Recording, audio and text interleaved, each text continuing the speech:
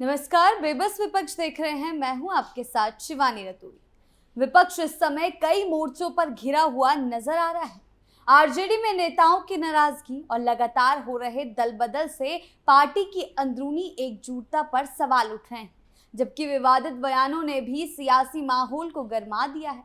दूसरी ओर बिहार में एनकाउंटर और कानून व्यवस्था को लेकर सरकार आक्रामक रुख अपनाए हुए है, जिससे विपक्ष का हमला कमजोर पड़ता दिख रहा है।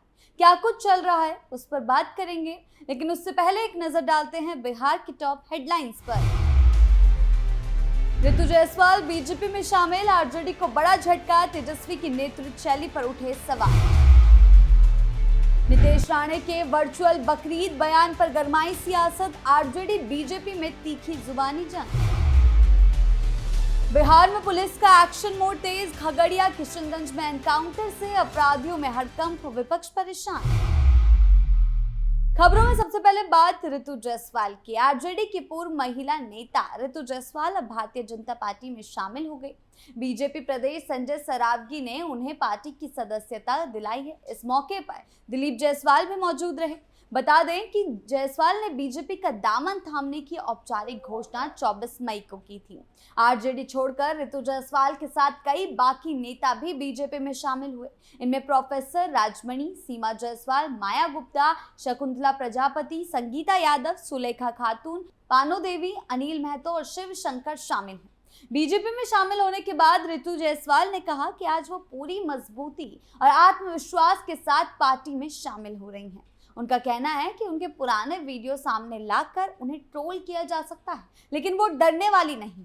उनका कहना है जब उन्होंने निर्दलीय चुनाव लड़ने का फैसला किया था तब उन्हें बागी कहा गया था। इसके बावजूद उन्होंने करीब 65,000 वोट हासिल किए। ऋतु जायसवाल ने साफ कहा कि बीजेपी राष्ट्र हित की राजनीति करती है और देश से बढ़कर कुछ भी नहीं।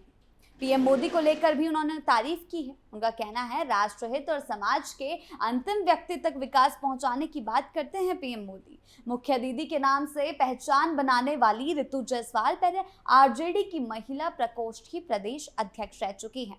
उन्होंने 2020 में विधानसभा चुनाव में परिहार सीट से चुनाव लड़ा था और कम अंतर से हार गई थी, लेकिन बाद में आरजेडी ने उनका टिकट काट दिया, यानी कि 2025 के चुनाव पार्टी ने उनकी जगह दूसरे उम्मीदवार को मैदान में उतारा, जिससे नाराज होकर ऋतु जायसवाल ने निर्दलीय चुनाव लड़ने का फैसला किया। निर्दलीय उम्मीदवार के रूप में चुनाव लड़ते हुए भी उन्होंने शानदार प्रदर्शन किया। उन्हें 60,000 से ज्यादा वोट मिले और आरजेडी उम्मीदवार तीसरे स्थान पर पहुंच गया। इसके बाद आरजेडी ने उन्हें 6 साल के लिए पार्टी से निष्कासित कर दिया। ऋतु जायसवाल का राजनीतिक सफर काफी खास माना जाता है। मुंबई से सीतामढ़ी आकर उन्होंने सिंहवाहिनी पंचायत की मुखिया के रूप में काम किया और अपने काम की वजह से राष्ट्रीय स्तर पर पहचान बनाई। पढ़ी लिखी और एक्टिव महिला नेता के रूप में उनकी छवि अच्छी रही है। राजनीतिक जानकारों की माने तो बीजेपी उन्हें अपने साथ जोड़कर वैश्य समाज और महिला वोटरों के बीच पकड़ को मजबूत करना चाहती है। सीतामढ़ी, शिवहर और आसपास के इलाकों में युवाओं और महिलाओं के बीच उनकी अच्छी लोकप्रियता भी है। बीजेपी में शामिल होने के बाद उन्हें संगठन में बड़ी जिम्मेदारी भी मिल सकती है। एमएलसी चुनावों का भी ऐलान हो चुका है। कयास ये भी लगाए जा रहे हैं क्या पता उन्हें एमएलसी बना दिया जाए किसी क्षेत्र से। तेजस्वी की करीबी मानी जाने वाली ऋतु के इस फैसले से सियासत का पारा गर्मा चुका है और आगे चलकर और भी कई बड़े झटके तेजस्वी को लग सकते हैं, क्योंकि चुनाव में जिस तरह ऋतु की नाराजगी सामने आई थी, उसने ये साफ कर दिया था कि नेतृत्व को लेकर आरजेडी में कलह देखने को मिली। जहां एक तरफ ये कयास लगाए जा रहे थे कि समय रहते सब सही हो जाएगा, वहीं तेजस्वी का पार्टी और पार्टी नेताओं पर ध्यान न देना अब नई मुश्किलें खड़ी करता नजर आ रहा है, क्योंकि पार्टी के बाकी नेता भी तेजस्वी से नाराज नजर आ रहे हैं। बीच बीच में कलह साफ देखने को मिलती है। ऐसा हो रहा है तो आगे चलकर और भी झटके तेजस्वी को मिल सकते हैं, और ऐसा ही रहा तो ये मुमकिन है कि तेजस्वी के विधायक भी उनका साथ छोड़ सकते हैं और बिहार की राजनीति गर्मा सकती है। फिलहाल ऋतु जायसवाल के इस फैसले से राजनीतिक हलचल तेज है, और ऐसा ही रहा तो तेजस्वी अपनी पार्टी पर ध्यान अगर नहीं देंगे तो एक एक करके विधायक भी उनका साथ छोड़ते हुए दिखाई दे सकते हैं। बात करते हैं अगली खबर की। महाराष्ट्र सरकार में मंत्री नीतीश राणे के वर्चुअल बकरीद मनाने वाले बयान पर सियासत जारी है। विपक्ष के नेता बीजेपी पर हमलावर हैं। इस बीच आरजेडी के प्रवक्ता शक्ति सिंह यादव ने नीतीश राणे को जवाब दिया, साथ ही बीजेपी पर निशाना साधा है। शक्ति सिंह यादव ने बयान जारी करते हुए कहा कि महाराष्ट्र सरकार में एक मंत्री हैं नीतीश राणे, बकरीद के मौके पर इस्लाम धर्मावलंबियों को वर्चुअल बकरे की कुर्बानी की नसीहत दे रहे हैं। सनातन धर्म में अगर वर्चुअल बलि होती तो हो सकती थी, पढ़ सकती थी। अगर वर्चुअल बलि की मान्यता होती, कुर्बानी की मान्यता होती तो आपसे पूछने की आवश्यकता नहीं थी। आरजेडी नेता ने नीतीश राणे से साफ कहा, आप घर में क्या क्या वर्चुअल पैदा किए होंगे ये तो आप ही जानते होंगे। जितने भी जनरेशन होंगे सब वर्चुअल तो होंगे नहीं। किसी भी धर्म के बारे में नफरत नहीं होनी चाहिए। यानी कि इस मौके को भुनाने की कोशिश सीधा सीधा आरजेडी प्रवक्ता ने की है। इस मौके पर आरजेडी नेता ने आदर सम्मान की नसीहत तक दे डाली।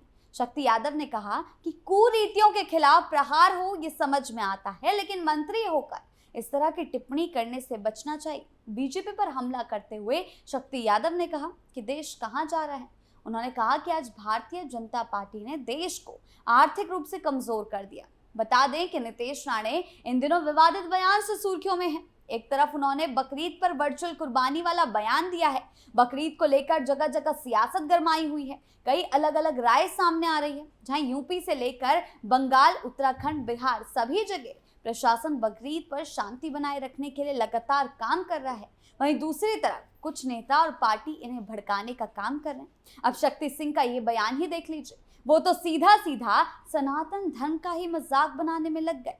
यानी कि आप अपने वोट बैंक की राजनीति के लिए इस हद तक जा सकते हैं कि मुस्लिम समुदाय का समर्थन करने के लिए आप दूसरे धर्मों का मजाक बनाएंगे। कुर्बानी से हिंदू धर्म की आस्था को चोट पहुंचती है, ये सभी लोग अच्छे से जानते हैं, लेकिन फिर भी कुछ लोग अपने ऐसे बयानों से ये साफ कर देते हैं कि वो हमेशा पॉलिटिक्स में घुसे रहेंगे, अपनी वोट बैंक की राजनीति में उलझे रहेंगे और इसी कारण वो एक पक्ष के समर्थन में बयान देते हैं और दूसरे पक्ष को नाराज कर बैठते हैं। ऐसा ही कुछ शक्ति सिंह के बयानों में भी देखा जा रहा है, जो आरजेडी के लिए नई मुश्किलें बढ़ा सकता है।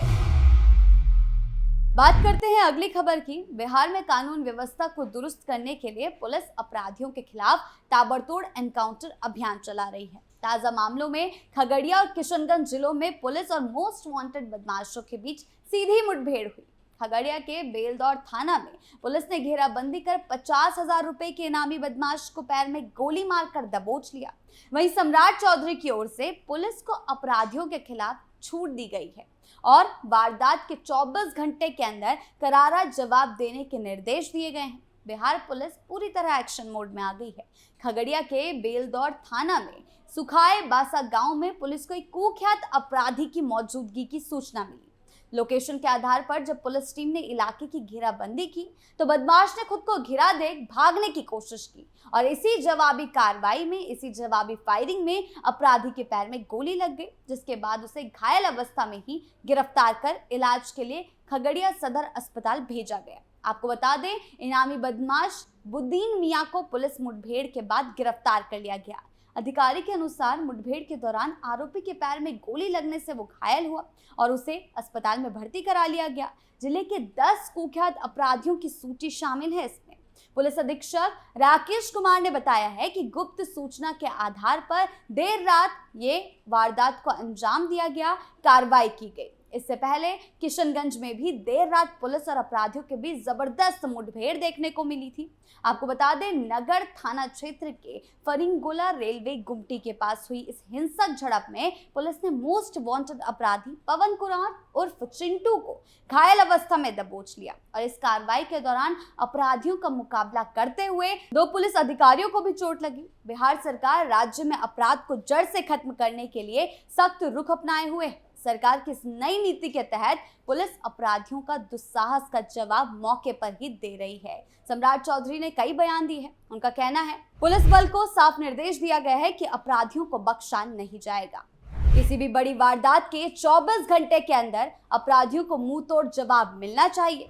बिहार सरकार की तरफ से कड़े एक्शन के लिए पुलिस अधिकारियों को पूरी आजादी दी गई है। पकड़े गए अपराधियों से पूछताछ कर उनके पूरे सिंडिकेट और मददगारों का पता लगा रही है।